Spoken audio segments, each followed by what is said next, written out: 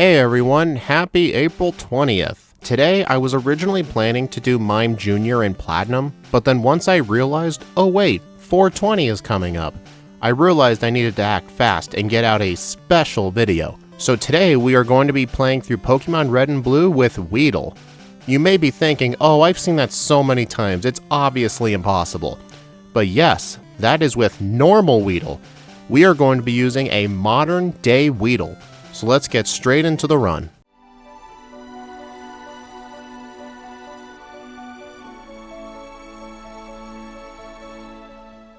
As soon as I pick up my Pokemon, you'll look on the left side of your screen where my moves will populate the overlay. I have Poison Sting and String Shot like normal Weedle, but you also see two other moves, Bug Bite and Electro Web. Bug Bite is part of its level up moveset starting in Generation 4. It is a 60 base power bug type move with 100% accuracy. Technically speaking, this is going to be the most powerful bug move in the entire game, because all the other bug moves are just god awful. And you may be also thinking, how does this thing get Electro Web? Well, here's the interesting thing. It gets it by Move Tutor, but only in these games. Black 2 and White 2, Omega Ruby and Alpha Sapphire, and Ultra Sun and Ultra Moon. If you go to select move tutors, Weedle can learn Electro Web.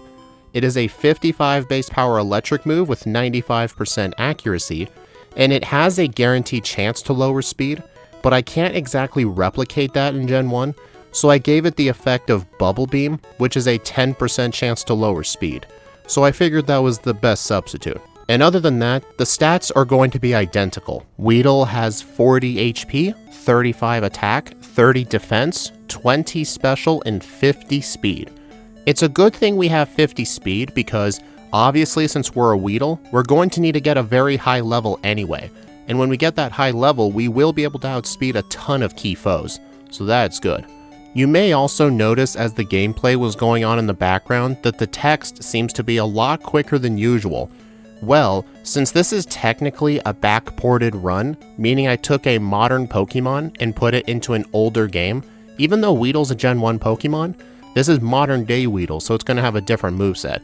Since this is a backported Pokemon, I use the same rule that I use for all my other ones I do for the live streams a couple times a week. I made it so the game will have instant text. And also, for this one run, I will be playing the game at 4 times speed. Normally in my videos I play at 3 times game speed, but for the backports, just to make them go quicker, we do 4 times speed. Mainly because I also do them with other people, and they play on 4 times, and I don't want to force them to play the game slower, so I'll just play it faster. Hopefully you all don't mind that. And despite having a really good bug type move on my moveset, we still have the stats of a Weedle, and you can see that as I try to beat the optional rival at level 7, and let's just say it doesn't go very well. What I do instead is go up to the forest, defeat some wild Pokemon, and try and defeat the bug catchers. One thing I am immediately noticing is that in Generation 1, all poison types are weak to bug, which means all the Weedle and Kakuna here for the most part will be one shot with Bug Bite, and due to the same type attack bonus, Bug Bite with Stab is an effective 90 base power, and if it's super effective, it'll be an effective 180 power. And even though our attack stat is bad, it is still able to do some serious damage early game.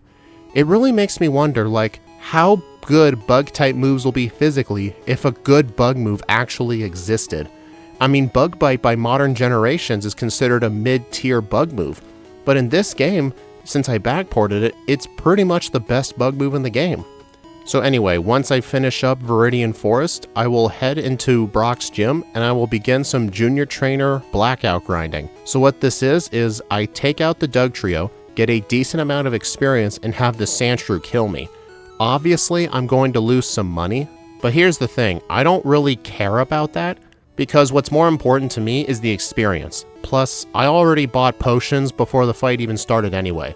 During our normal backported runs on live streams, we don't allow blackout training, but since I'm doing this by myself as a one-off thing, I don't want to be grinding on Caterpie for 30 minutes, so I'm just going to do this. I continue blackout training till I get to around level 13, and I decide maybe I should just grind in the forest until I outspeed the Onix. The Onix has 26 speed, so if I can get higher than 26, the Onix won't be going for a turn 1 bide. I'll attack into it and it can kill me. So why don't we grind until we outspeed it, and let's take a look at the first Brock battle.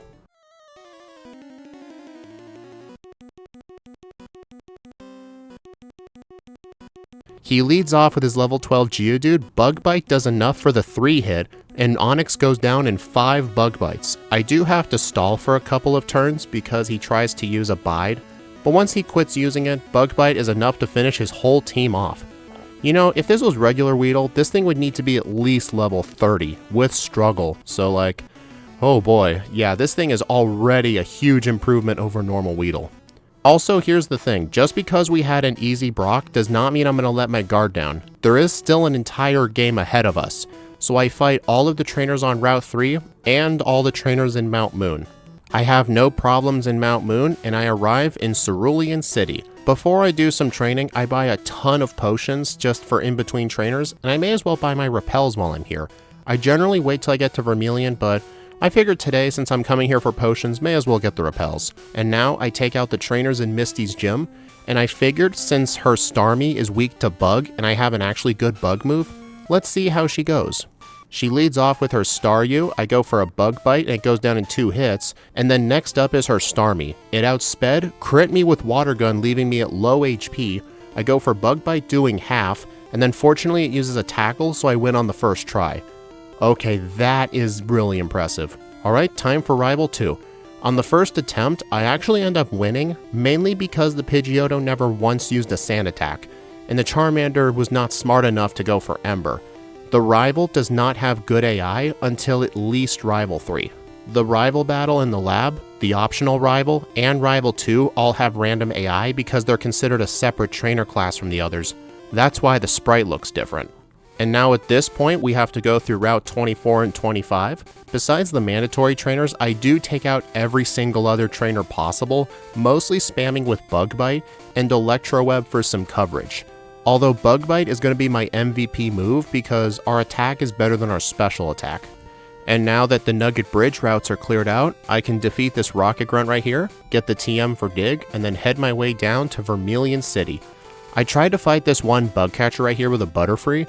I didn't save before him because I was so confident I would win, but unfortunately it puts me to sleep with Sleep Powder, and then it kills me with Confusion. I had not saved since 20 trainers ago, so instead of starting over the whole run, I rewind to the start of the fight, save the game, and count it as a reset. So we'll just pretend that I saved, but I'm not going to go back 12 whole trainers and start over the run, like I'm a busy guy after all. And now that I'm in Vermilion, I buy some super potions, and at first I think of fighting all of the trainers on the SSN, but once I realized I was pretty limited on Bug Bite power points, I actually stopped that early on and just go straight to Rival 3. If you're also wondering where those extra couple of resets came from, I got a couple of resets on the Gentleman Candy, and now next up is Rival 3. Believe it or not, this rival fight actually causes me a lot of problems. The main problem is that the Pidgeotto's a 2-hit so it can get off an attack, the Raticate is a 2-hit range, and then the Kadabra's a 1-hit, but the main problem is the Charmeleon has to go down in 3 hits, and this is the point where he has good AI, so his Charmeleon is only gonna spam Ember. Like, what I need to happen is I have to hope for one of them to crit, or maybe I can get a crit on the Pidgeotto or Raticate, so that way they don't get a turn to attack. I mean, obviously there's those turns where I can just straight up miss with Sand Attack, so this takes a while. In fact, I have a total of 13 resets on the counter before I finally won. I ended up fighting on some other trainers just to gain 1 level. I don't really think it was worth it, but that's just what I did. And then after I get off the SSN, I end up healing at the center because I am running low on PP, so now I'm going to have to walk back to Cerulean. But let's see how Surge goes.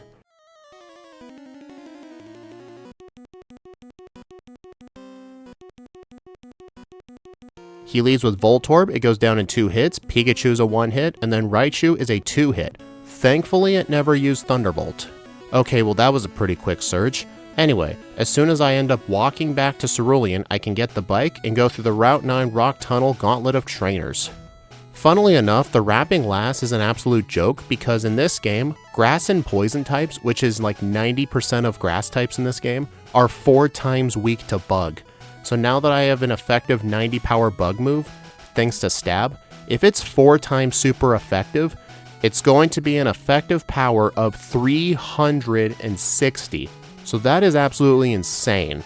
Although I will mention, I tried to fight one of the trainers here with a Growlithe I didn't expect. I get another loss, so I have to rewind, save the game, and add a reset because I hadn't saved in quite a while.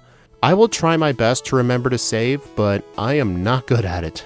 Rock Tunnel is an absolute joke, so now as soon as I get into Lavender Town, I want to show you guys something interesting. This is a new strat I've been thinking of for Pokemon that need a lot of mid-game training. I actually did this during my Shuckle stream. What I will do is, in Mount Moon, I'll catch a Jigglypuff or a Clefairy, and then on Route 9 towards Rock Tunnel, I can get the TM for Teleport, teach it Teleport, so even though I don't have access to fly, whenever I need to heal, I can just teleport back to the Pokemon Center. So I really like the fact that Teleport finally has an HM usage in Gen 1, kind of like Gen 2, so I'm really glad I thought of that strategy. When I finally arrive in Celadon City, even though it's not required, I do go into the Rocket Hideout, mainly to get a rare candy and some other high money items. Also a PP up that's in here too. I'm going to want to use 3 PP ups on Bug Bite because it's the only move I'm going to be spamming for most of these fights, with the occasional Electro Web. I mean, I can pretty much guarantee you the only use String Shot has had is just to buy turns from the Onix using Bide. So anyway, now that the Rocket Hideout is done, I choose to take on Erica and all of her gym trainers. Every Pokemon in this gym, except for Tangela, are 4 times weak to Bug. Like, here's the thing. Bug types offensively in this game, it is such an incredible typing. Because it's good against the grass types, it's good against the poison types, the psychic types, all really common types. It's just it's held back because the best move is freaking Twin Needle. 25 base power with 2 hits, that's effectively 50 power. And only like 1 or 2 Pokemon learn it. So it's like, it'd be really cool if all the bugs learned some 50 power bug move. It would make them really worth it to use. So anyway, throughout that whole explanation, I already took care of all the trainers plus Erica. So now I can get out and do some shopping. I buy all the vending machine drinks and I sell all the TMs to this guy right here. And I am prepared to get some vitamins for this thing. And today's vitamin of the day is 5 protein. Since all my other stats are so effectively low that it doesn't really matter if I give them vitamins, since I'm going to be relying on 95% of the battles with physical moves, I figured using all of the proteins I can early on will help build my stat experience up enough to where Bug Bite can start doing some damage. And now we are at Rival 4. Electro Web 2-shots the Pidgeotto, Bug Bite 1-shots the Execute, Electro Web 2-shots the Gyarados, and then the Charmeleon goes down as well.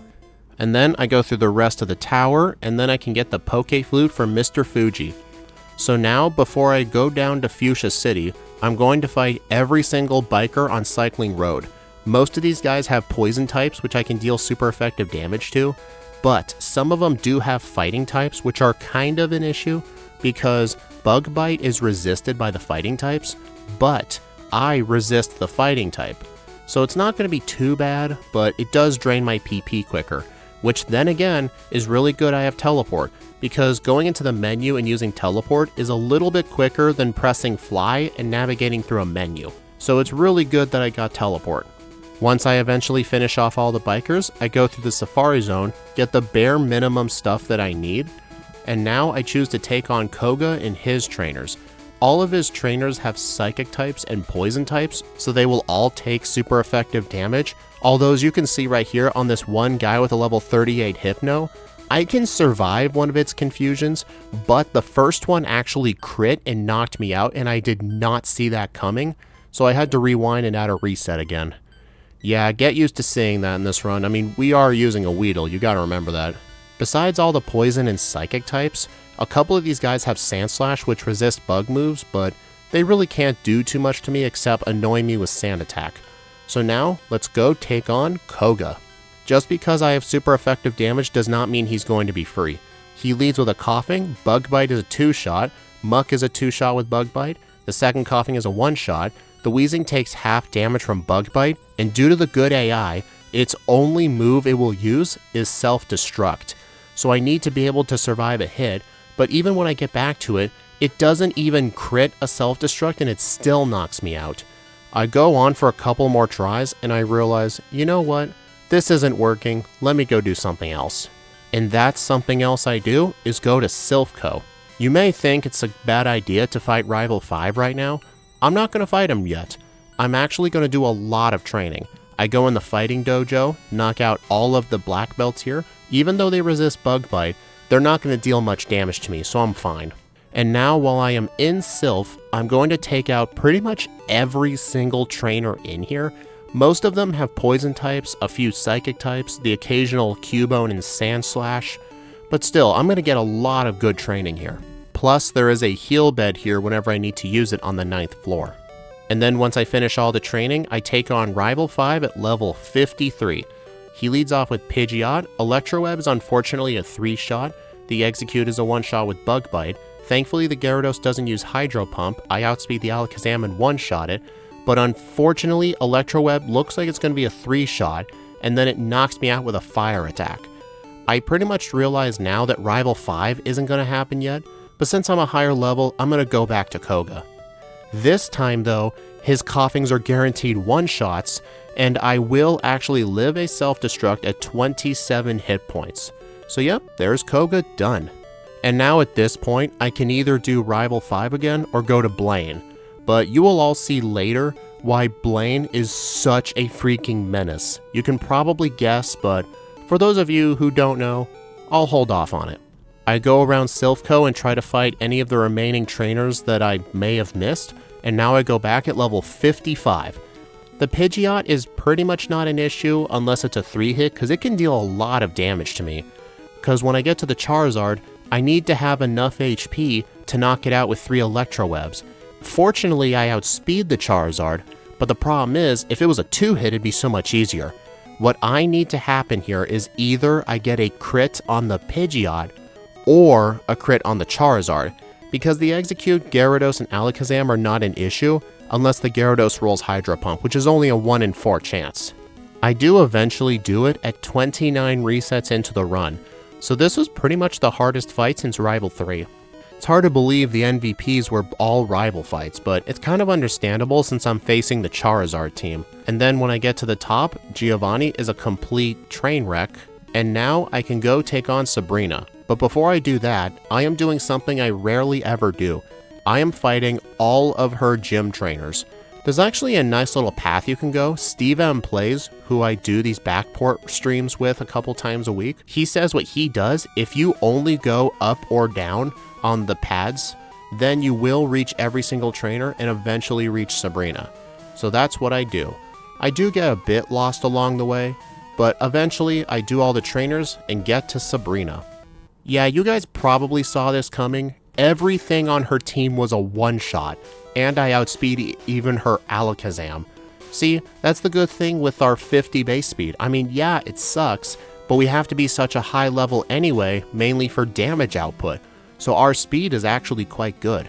And now I can fly back to Pallet Town, surf down to Cinnabar Island, fight a bunch of trainers along the way, and now I am in the Pokemon Mansion. I pretty much only get the bare minimum stuff here, and then when I get to Blaine's gym, I decide to test out my luck on some of his gym trainers, and I get a reset on the first Burglar. And for those of you who don't know, the Burglar class has good AI, so they're only going to spam fire moves on me.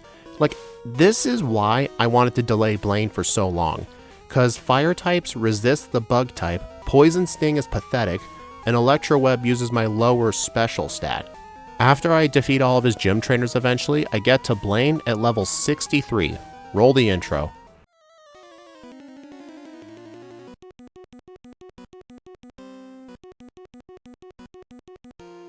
Already things are not off to a great start. I 3-shot his Growlithe, but I do notice sometimes he'll use agility due to my poison typing. Plus his Ponyta Rapidash kept missing Fire Spin, and then the Arcanine missed the Fire Blast, but then unfortunately killed me with 2 Embers. I almost got a first try Blaine there due to some stupidly good luck. I pretty much knew that luck was not going to repeat itself, so I decided to do some training. At first I was training on the top floor of the mansion because you can find high level Wheezing and Muck up here for really good XP, but I realized maybe I should go clear out some trainers first. So what I choose to do is fly to Fuchsia, head east to Route 15, and then I fight all of the trainers from here until the Snorlax. There are a lot of trainers here, even though their levels aren't that high. The point is, trainers give a 50% boost in experience compared to wild Pokemon, so if you have trainers you can fight, you should probably fight them. I defeat a few extra trainers until I get to Blaine at level 69. Nice. But is it nice enough to beat Blaine? It is a 3-hit on the Growlithe because he used a Super Potion. Fire Spin does not do much damage, fortunately, and that's the Ponyta and Rapidash's only good move. But since this is Gen 1, Fire Spin is quite broken and I get another loss. After many more attempts of getting burned and losing, I actually use all of my rare candies to get to level 75. So that way I can really increase my damage output and increase the amount of HP I have. Although my first attempt at this higher level, I get a crit Fire Blast that burns me. Come on, man. It takes a few more tries, but 40 resets into the run, I finally get the luck I need and beat Blaine.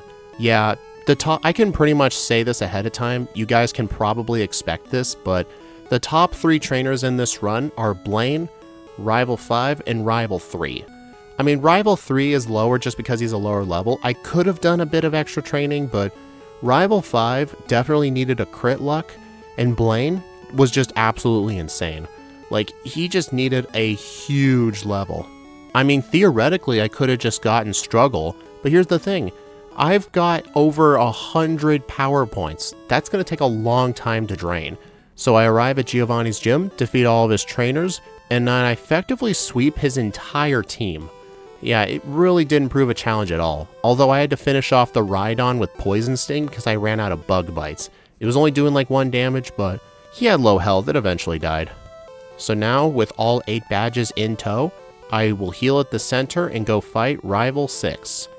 The Pidgeot is fortunately a 2-shot with Electro Web this time. The Rhyhorn and Execute can't do anything. On the Gyarados, it unfortunately rolls a Hydro Pump, and it looks like Electro Web might be arranged to be a 2-shot, because I got a crit on the first attempt, and it left it at low yellow health, so I think there's definitely a good chance I can win this. On the second attempt, I arrive at 189 HP, but unfortunately, it rolled some bad rolls with Electro Web, and it lived in red health, and then the 2 flamethrowers knocked me out. On the third try, I actually won because the rival actually used a potion when I got its health low, so it skipped its turn, and my next Electro Web knocked it out. So for this fight, instead of relying on a crit, I could also just rely on the AI being dumb and using a potion.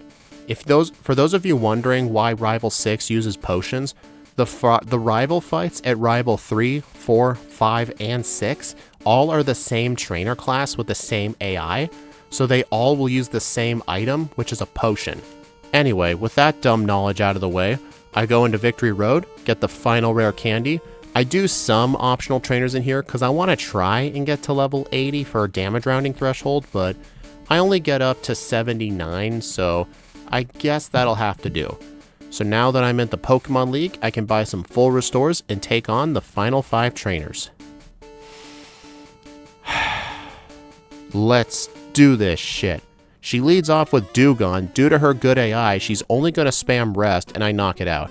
Then on the Cloyster, I use Bug Bite by mistake, and I switch to Electro Web. And then on the Slowbro and the Jinx, it is weak to Bug Bite, and then Electro Web 3 shots the Lapras. I only lived that first attempt because the Lapras kept getting Super Potioned instead of attacking. Next up is Bruno. His Onixes are definitely going to be a pain because they are very defensive.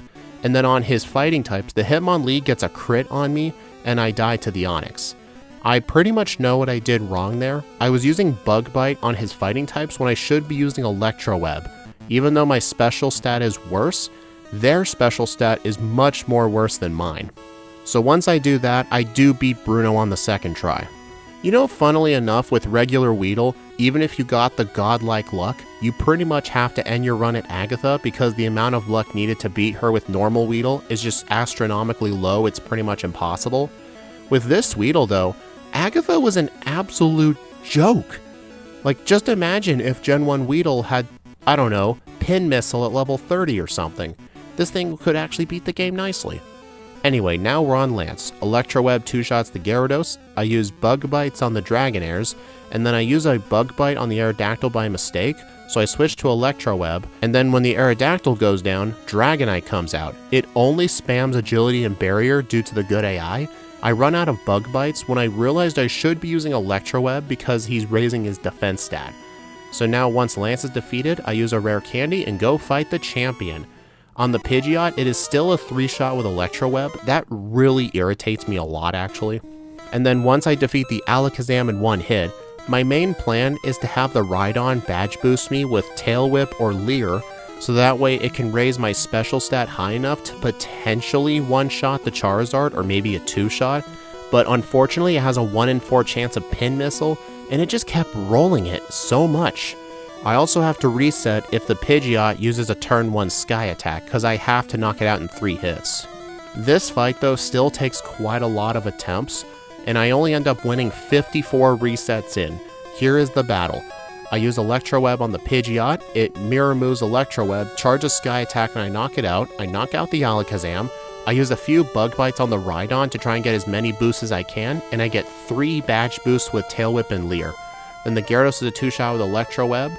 I use an Electroweb on Charizard, it misses Fire Blast, and the second one knocks it out, and I have done it.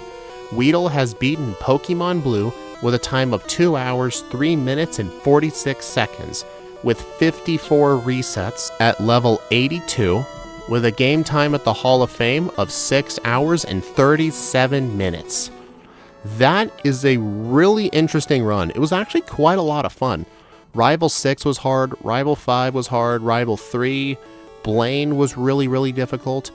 Like, if I had given this a second playthrough, which I won't be in today's video because this whole video is basically just a meme, I could probably get a time as good as an hour 50.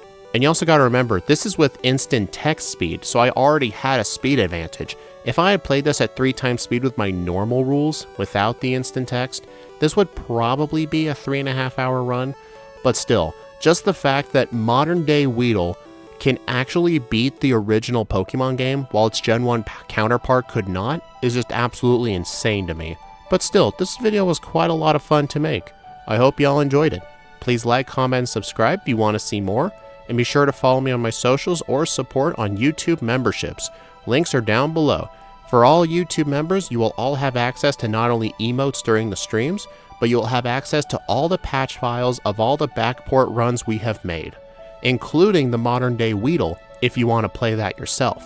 And since I had to push back Mime Jr. and Platinum for this 420 special, the Mime Jr. video will be the next upload. Hope y'all look forward to that. I will see you all in the next video.